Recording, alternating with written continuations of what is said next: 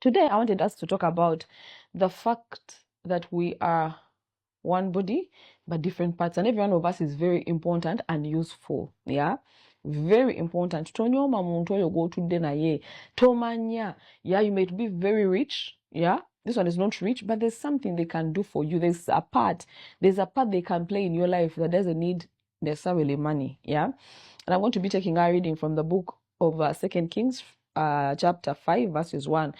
I don't know. Let me read like 3 scriptures. The Bible says, "Now Naaman, commander of the army of the king of the Syrian, was a great and honorable man in the eyes of his master, because by him the Lord had given victory to Syria. He was also a mighty man of valor, but a leper. And the Syrians had gone out on raids and had brought back captive a young girl from the land of Israel." Remember, a young captive, a young girl, Bamujeri. "She waited on Naaman's wife. Then she said to her mistress, 'If only my master were with the prophet who is in Samaria, for he would heal him of his leprosy.'"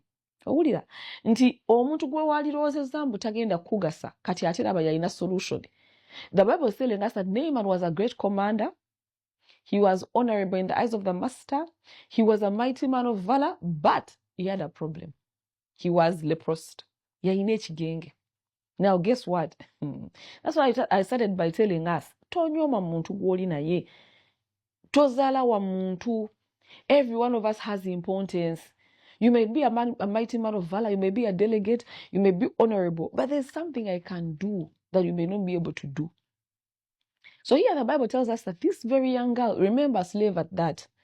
Bali bamuwambi, nga slave no kuba slave. But the Bible tells us that this girl had a solution that was going to heal the great man of what? Of valor.